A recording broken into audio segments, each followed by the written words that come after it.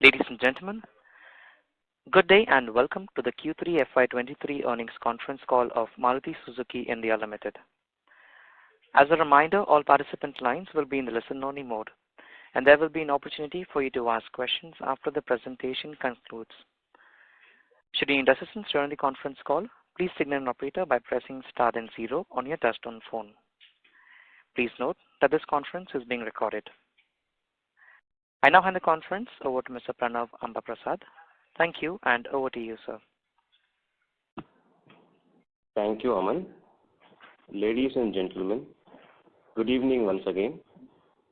I wish everyone a very happy New Year 2023. May I introduce you to the management team from Maruti Suzuki. Today we have with us our CFO, Mr. Ajay Seth. From corporate, we have Executive Director, Corporate Planning and Government Affairs, Mr. Rahul Bharti. General Manager, Corporate Strategy and Investor Relations, Mr. Nikhil Vyas. From Finance, we have Executive Director, Mr. Pradeep Garg, and Vice President, Mr. Dinesh Gandhi. The Concall will begin with a brief statement on the performance and the outlook of our business by Mr. Seth, after which we'll be happy to receive your questions. May I remind you of the safe harbor. We may be making some forward-looking statements that have to be understood in conjunction with the uncertainty and the risks that the company faces. I also like to inform you that the call is being recorded and the audio recording and the transcript will be available at our website. May please note that in case of any inadvertent error during this live audio call, the transcript will be provided with the corrected information. I would now like to invite our CFO, Mr. Seth. Over to you, sir. Thanks, Pranav. Good afternoon, ladies and gentlemen. I wish everyone a very happy New Year 2023. Let me start with some of the recent business highlights. To strengthen our product portfolio, the company launched two new SUVs, Jimny and Fronx, in the Auto Expo 2023. With this, the company is aiming for leadership in SUV segment. The Jimny, powered by Suzuki's all-grip Pro 4-wheel drive technology, carries the 50-year-strong heritage of Suzuki's off-road prowess. The Jimny comes loaded with safety features such as 6 airbags, brake, limited slip differential, ESP with hill hold assist, hill descent control, rear view camera, and ABS and EBD. The sporty compact SUV Fronx, targeted at young aspirational car buyers, will strengthen the company's product offering in compact SUV segment. In addition to host of safety and technology features, the Fronx is also offered with all new 1-liter K-series turbo booster jet direct injection engine. In the Auto Expo, the concept electric SUV EVX was showcased to reveal the company's plan towards electric mobility in India. Concept EVX is a mid-size electric SUV concept designed and developed by Suzuki Motor Corporation, Japan. The concept electric SUV EVX will be powered by a 60 kilowatt battery pack, offering up to 550 kilometers of driving range. The company plans to bring it to market by 2025. The company's approach with electric vehicles is holistic, with scale and localization. Earlier in March, Suzuki announced investment of INR 100 billion rupees in Gujarat towards production of BEVs and their batteries. Coming to other product-related highlights, aligned with government's Clean and Green initiative, the company unveiled India's first mass-segment flex-fuel prototype car. The flex-fuel vehicle is designed to run on any ethanol-petrol blend between 20% and 85% fuel. Our research shows that ethanol fuel-based WagonR flex-fuel prototype vehicle operating on E85 fuel will help reduce GHG emissions by 79% in comparison to a conventional gasoline-powered WagonR car. The company will introduce first flex fuel vehicle for the compact segment by 2025. Besides, the company has already announced its commitment to make its entire product range E20 fuel material compliant by March 23. Recently, the company further expanded its green car portfolio to Nexa channel by offering CNG powertrain technology in Grand Vitara, XL6 and Baleno. With this, Maruti Suzuki now offers 14 models with factory-fitted CNG technology. The company believes in exploring a full spectrum of technologies like hybrids, CNG, bio-CNG, ethanol and electric to support government of India's twin objective of reducing oil import bill and net zero by 2070. Coming to the other recent business highlights, the company inaugurated 3,500 new car sales outlets, having presence across 2,250 cities, makes Maruti Suzuki the only car company to achieve such a wide network across India.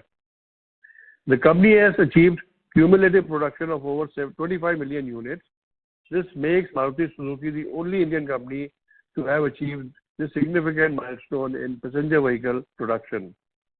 The company has commenced exports of its highly successful premium SUV, Grand Vitara. The company aims to export Grand Vitara to more than 60 countries across Latin America, Africa, Middle East, Asia, and neighboring regions. In calendar year 2022, Maruti Suzuki registered an export of over 2.6 lakh vehicles, its highest ever exports in a calendar year. With the addition of Grand Vitara, the company aims to further strengthen its position as India's leading passenger vehicle exporter. Now let me move to the business environment during this quarter. The company entered this quarter with adequate network stock in anticipation of good demand in the festive period. During the quarter, as expected, the company could maximize the retail sales. As a result, the company has about 5 days of network stock at the end of quarter 3, financial year 23. Pending customer orders stood at about 3,63,000 vehicles at the end of this quarter, out of which about 1,19,000 orders were for recently launched models. In quarter 3, financial year 23, the supply shortage of electronic components had marginally increased in comparison with quarter 2 of financial year 23. The company could not produce about 46,000 vehicles in quarter 3 this year. Limited visibility on availability of electronic components is a challenge in planning our production. The electronic component shortage are still limiting our production volumes. Our supply chain, engineering, production and sales teams are working towards maximizing the production volumes from available semiconductors. The supply situation of electronic components continues to remain unpredictable. Coming to the highlights for this quarter, financial highlights for this quarter, the company sold a total of 4,65,911 vehicles during the quarter. Sales in the domestic market were 4,03,929 units and exports were 61,982 units. This was against total sales of 4,30,668 units, comprising 3,65,673 units in domestic and 64,995 units in export markets in the same period previous year. During the quarter, the company registered net sales of INR 278,492 million. During the same period previous year, the net sales were at INR 221,876 million. The company recorded an operating profit in this quarter of INR 21,230 million as against INR 9,190 million in quarter 3 of previous year. The net profit for the quarter rose to INR 23,513 million from INR 10,113 million in quarter 3 of previous year.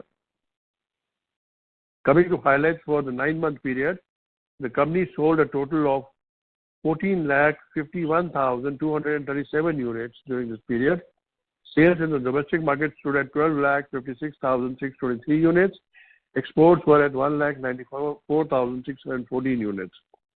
During the same period in the previous year, the company registered a total sale of 11,63,823 units, including 9,93,901 units in domestic market and 1,69,922 units in the export market.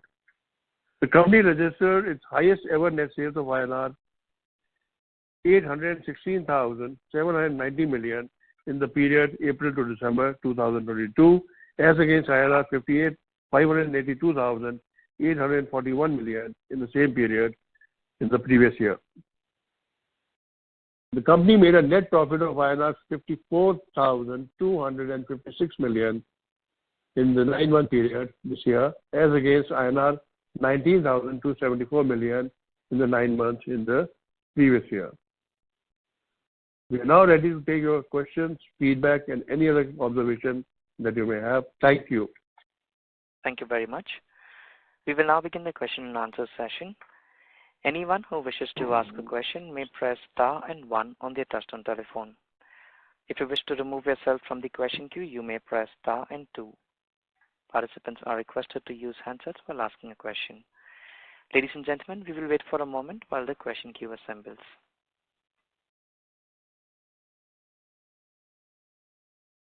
The first question is from the line of Kapil Singh from Nomura. Please go ahead. Hi, good evening, sir.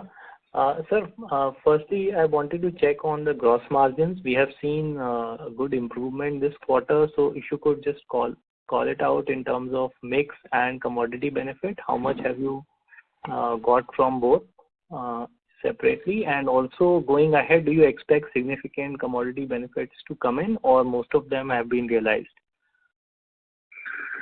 So sequentially, I think there has been improvement in virtually all areas, except for the fact that the sales promotion cost is higher this quarter compared to the previous quarter. But if we look at our initiatives on the cost side, including the commodity, there has been an improvement there. There has been a significant improvement in exchange rate, and also there has been some reduction that we see in the overheads where we've cut down on some of the expenses. So overall, you see a reduction on various accounts. Mix, of course, has a positive impact because the proportion of bigger cars have gone up, so there's a favorable mix that we see in our portfolio. So it's a combination of these factors which has resulted in improvement of profit, in spite of the fact that the sales promotion are a little elevated in this quarter. So that's precisely the answer to your question. The details in terms of exact percentages of increase, etc., we can discuss separately.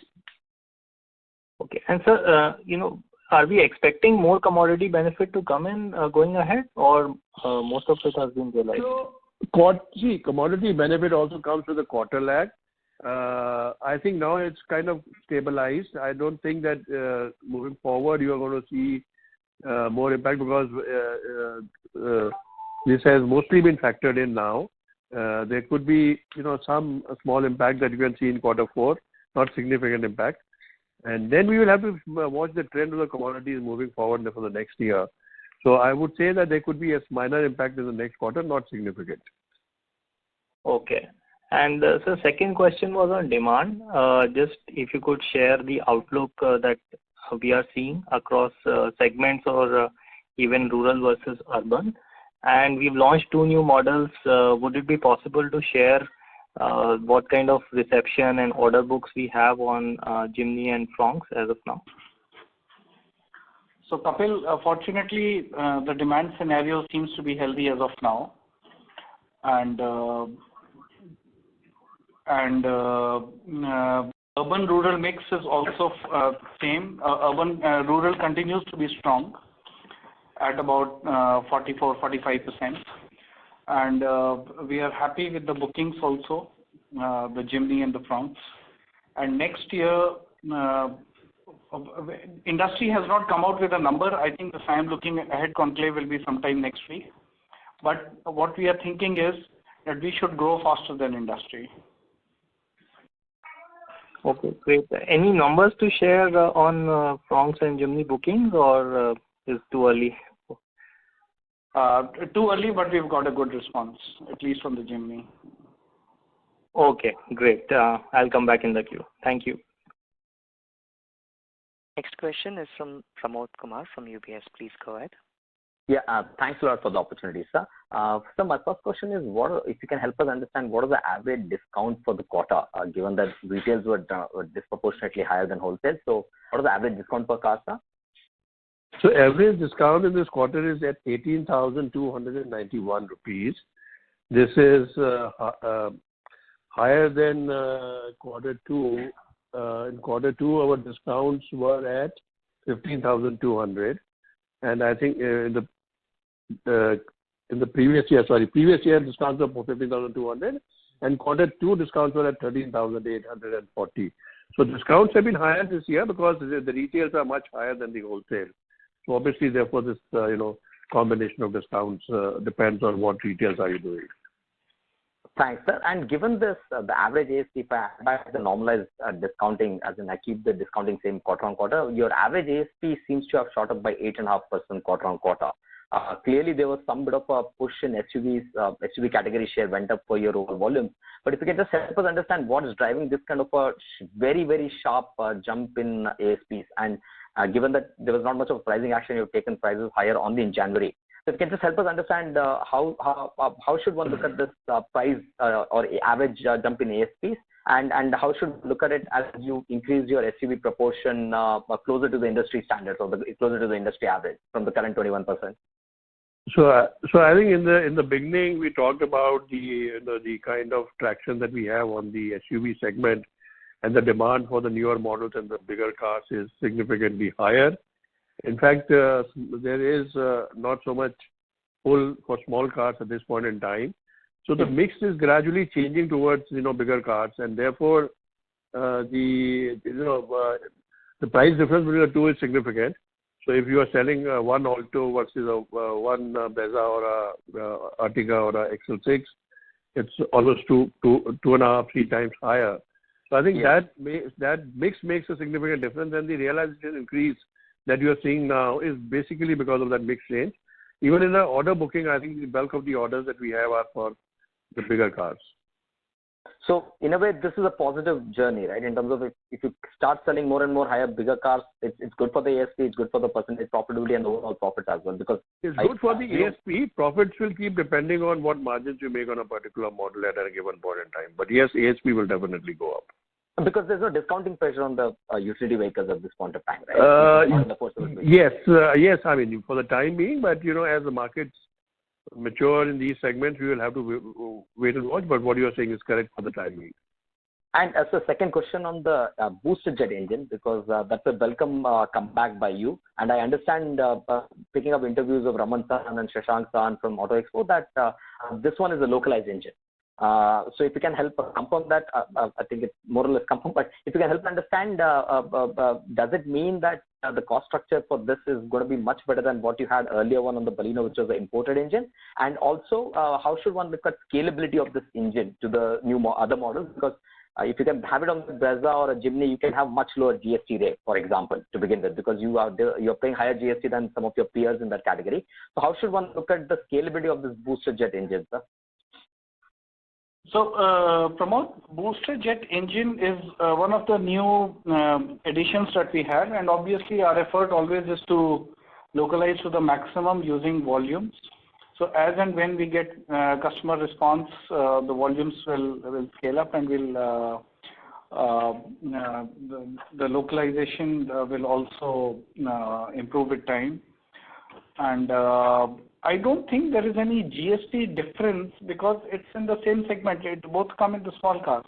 No. I'm talking about if you were to theoretically put this engine in the Brezza, which is a 1.5 liter petrol replaced with a 1.2, turbo booster 1 liter, your GST rate would definitely come down, right? So this is one of the options that one could explore. Yeah, you're right. I think that's a pretty good big one, right? Given that Brezza is already doing so well despite the price premium, and if you can further improve the competitiveness of the pricing, that's a welcome for both the company and the customers, right? Thanks for the suggestion.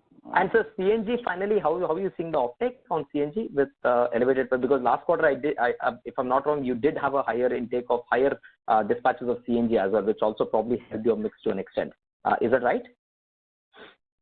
So far CNG penetration is fine, but we are concerned that the prices are abnormally high, and industry has represented to the Dr. Kirish Parikh committee. I do not know how much time the government takes on deciding the CNG and accepting the recommendations of the committee. But if the recommendations are accepted, then it would provide some breather to the CNG sales. At least in commercial vehicles, sales have been impacted significantly. Sounds great. Thanks a lot, and I'll come back in the queue. Thanks a lot. Thank you. Next question is from Raghunandan NL from MK Global. Please go ahead.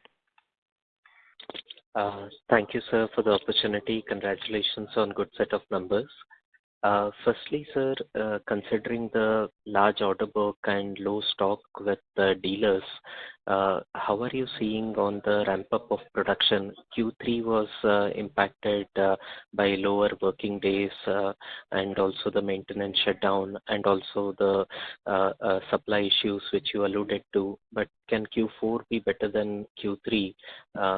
What I'm trying to get is that is there a gradual improvement in terms of supplies, and with more working days, would you be seeing a better Q4 compared to Q3? Thanks. You're absolutely right. The number of working days in Q3 were less because of the maintenance shutdown and because of some level of semiconductor constraints. Production capability, fortunately, we have some headroom. So the bottleneck as of now is semiconductors. The situation has improved, but I wish I could give you a better answer. Still, there is uncertainty. And we also get to know just a month ago how much would be the availability for the next month. So we are also hoping and making efforts that semiconductor availability improves and we are able to service demand in the market. Got it, sir. On the hatchback side, though there has been reducing, there has been positive growth in the hatchback volumes. And going forward towards the next year, how do you see the segment trending? Do you expect growth to continue? What would be the triggers which would help the hatchback demand? Because what I understand is, the customers have been postponing purchase of entry-level vehicles, and they could come back if situation improves. How are you looking at that particular market coming back? So we would still like to put a lot of effort on hatches, because if India has to grow, and with a 3% penetration, we want more people from the 97% club to come into the 3% club, and chances are the first car would be a hatch. So we would like to facilitate that to the maximum. Unfortunately, whatever cost increases that we have, in percentage terms, the impact is higher on smaller cars because the cost increase is fairly constant in absolute terms, but on a lower price of the car, it translates into a higher percentage. So we would like hatches to continue, and fortunately there is positive growth, as you said, but as a segment the share has come down. As of now, we are hopeful that hatches should also grow. Got it, sir.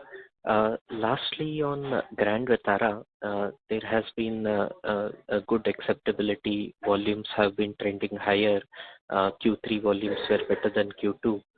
And though Maruti has only marketing margin, that doesn't seem to have impacted our gross margin.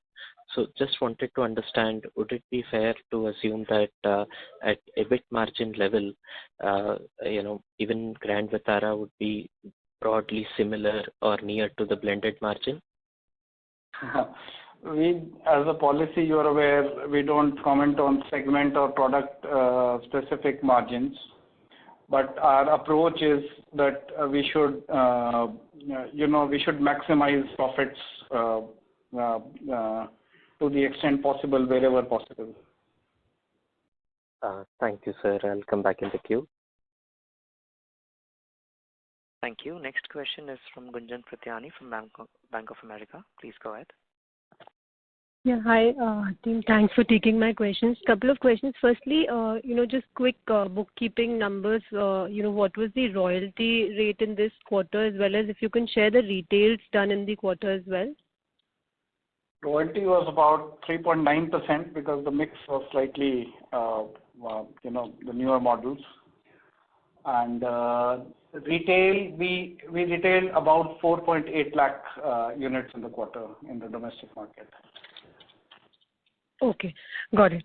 Now, just moving to the questions, I think first one I have is on these two new launches which you which you've showcased. If you can just give us some color on, by when these would be available in the market at dealerships, and what sort of timelines should we be looking at, and also, maybe I'm not as clear in terms of positioning of Fronx. If you can help us understand where are you looking at this, more in the CSUV segment or, micro UV, where is it positioned in terms of, the market sizing when you're putting this in the market?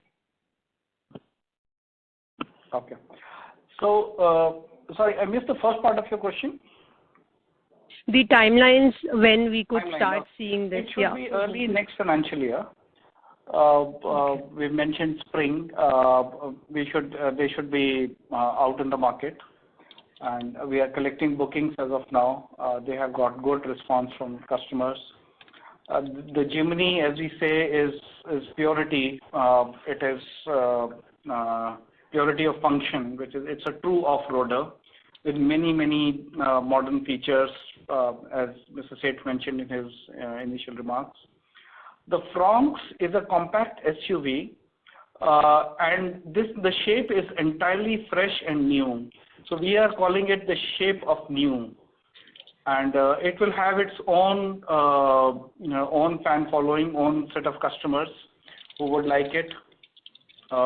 Typically, we've seen that customers take liking to a particular shape, and we are waiting for customer response on this.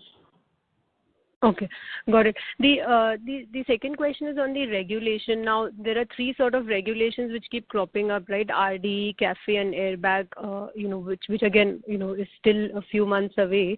But if you can share where we stand on these regulations in terms of transition, as well as how should we be thinking about incremental cost pressure because of these regulations. And the second part to that will be how, given we did make the diesel exit a couple of years back, how does that position us versus the competition? Some color on that. Okay. So as far as the safety regulations are concerned, 6 airbags, 3-point seat belt, and seat belt reminder. SIAM is in discussion with industry on the lead time for implementation. So that is already under discussion. We are not discussing cost much, but it generally costs about 20,000 rupees higher for the entire system of airbags, including the electronics, the controls. The total delta in cost between a 2-airbag car and a 6-airbag car. On RD is actually a subset of BS6 Phase 2. So we have BS6 Phase 2 has RD and diagnostics. So we are very well comfortably positioned to meet it. Not much cost impact either, at least on gasoline. I do understand on diesel there would be a sizable impact, and this is one of the reasons why we had taken the call on diesel much earlier. And with every passing day, the feeling gets reinforced that we took the right decision. The last is CAFE. So CAFE, we are fortunately, I do not know how many of us are aware, Maruti has the least fleet carbon dioxide emissions in the entire Indian car industry. And despite all the global players present here, and it will get better with time. So this year would be better than last year. We are comfortably positioned on CAFE, and we'll support the government's carbon reduction efforts, also oil import reduction efforts. The government has been talking about these penalties. I mean, any idea as to, are these already under implementation from FY23 onwards, and companies which don't comply will be penalized? Do you have any color on that? It is still a subject under discussion, but our understanding is that it will need more detailing and more a framework of rules to implement. So it is we'll have to understand the details as yet. More details need to be known before we can conclude. Okay. All right. I'll join back the queue. Thank you. Thank you. Next question is from Kumar Rakesh from BNP Paribas. Please go ahead. Hi, good evening, team. Thank you for taking my question. My first question was around the point which you talked about, that Maruti is aiming for SUV market leadership in FY24. So now the SUV market has become very different from how the passenger car market is, where you have a very strong market leadership, more than 60% market share, and it's dominated by you, whereas SUV is far higher fragmentation and multiple players with high teen market share. So how do you see that industry moving forward now with your models coming in and your aspiration of having the market share leadership in SUV and also 50% market share overall in the country? Do you see that you will be able to push the SUV segment as well as consolidated as the passenger car market is? So,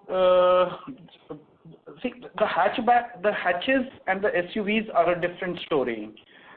As far as SUVs are concerned, it is good to see that the Indian customer is moving up and is becoming more aspirant, and he has appetite for the latest features and technologies.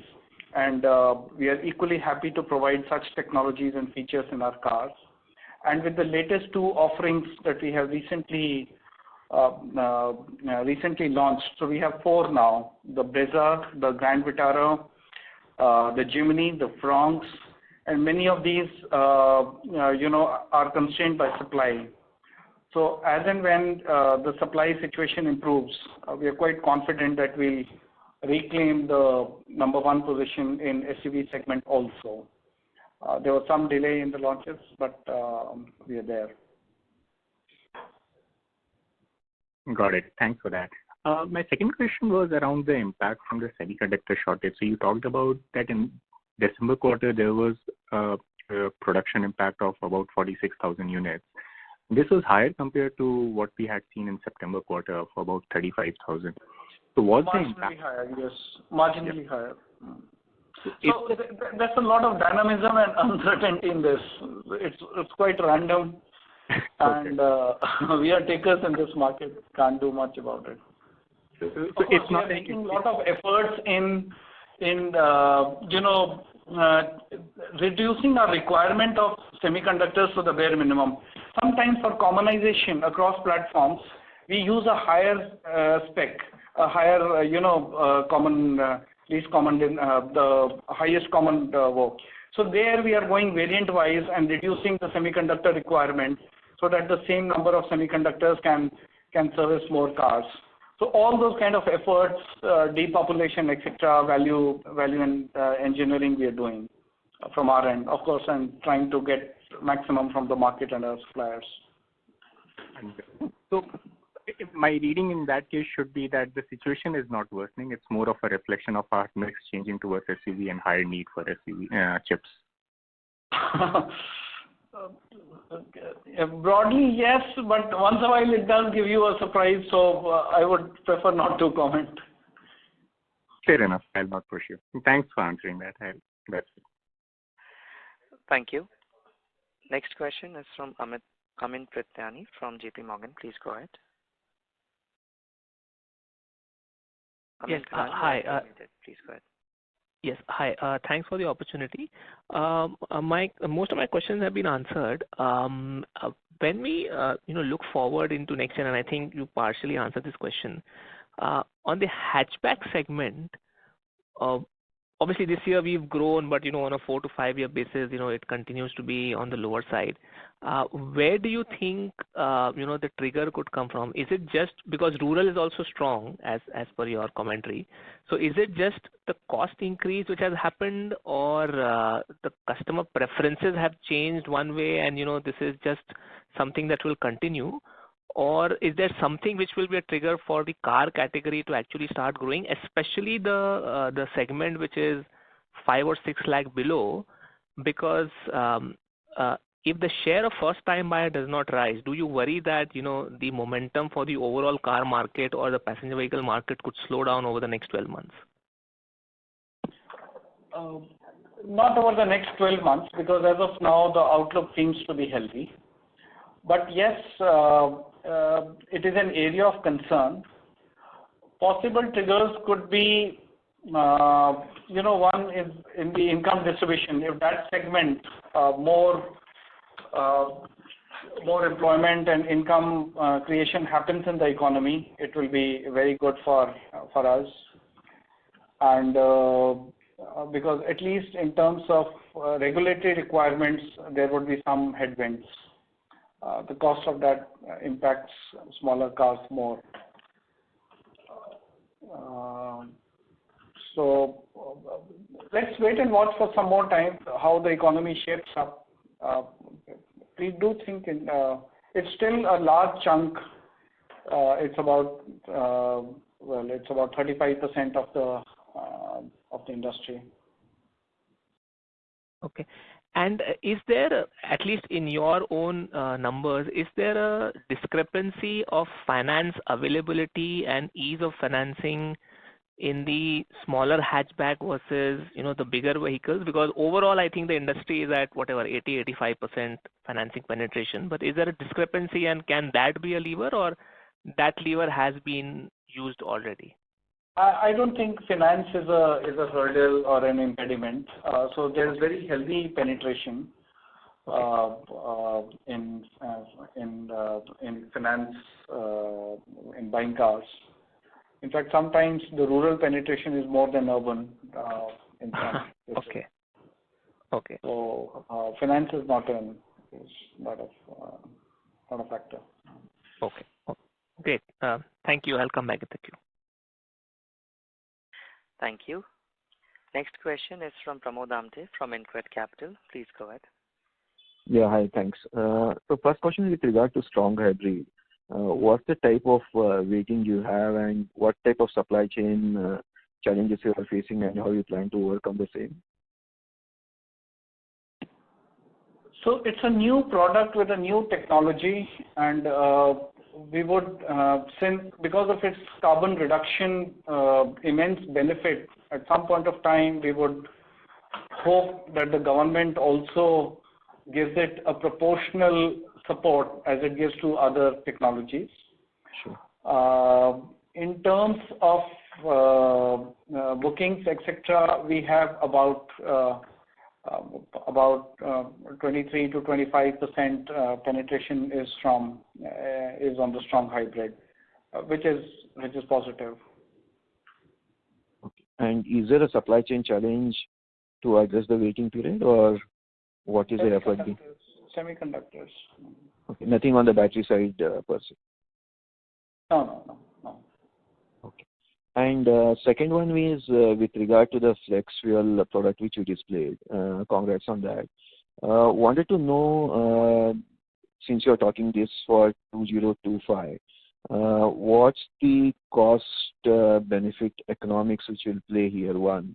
Second, what type of infrastructure challenges you expect or you want to fall in place before this rolls out in 25? So it is, of course, it has a cost impact over a normal gasoline car. Some things in the engine and fuel lines, they need to be changed, and some additional sensors and some additional equipment needs to be installed for heaters, ethanol, what is the percentage ethanol in the tank, sensor, corrosion resistant pipes, etc. So there is a cost impact. In terms of, this is for the cost of the car. In terms of running cost, the ethanol has to be at least about 35% cheaper than petrol for anybody to start using ethanol, because the energy content is about 35% lesser. Okay. So that is on the running economics. And what we are excited about ethanol is the carbon benefits, because given the biofuel, the biogenic nature, the carbon emissions are significantly lower. And India, because of its agricultural context, can produce huge quantities. So we will support the government in this technology. Sure. And do you see any infrastructure challenges in terms of this fuel being made available, and what's the government thought on the same? There are a bit, so dispensing, etc., but they are the normal challenges which India has. The availability is one question mark. How much will be available? Will sufficient quantities be available, and what will be the pricing of ethanol? So efforts are on in all directions. On one side, vehicle technology. On the second, ethanol supply chain, including distribution, production also. Sure. So, and the last one on the same, since you said the carbon benefit, is there any clarity that you will get a benefit on the CAFE norms with this product, or that is yet to be followed up with the government? It's not a benefit. It is the right carbon accounting for ethanol as a biofuel. Right, but there was an ambiguity, right, in the sense whether they will account it or not yet in the CAFE calculation. The CO2 is significantly lower for a flex fuel car. Yes. Right. Sure. Thanks, Rahul. All the best. Thank you. Thank you. Next question is from Binay from Morgan Stanley. Please go ahead. Hi, team. Thanks for the opportunity. Just a clarification on some of the earlier points made, both on gross margins. Firstly, on the Forex side, in Q2, we had almost a 50 basis point gain on Forex because of yen weakness. Will that number be similar in Q3? Because that ideally should us, right, in my understanding, in Q4. So if you have any data on that. Secondly, is it fair that Mr. Seth said that commodities and net headwind in Q4? Did I hear him correctly?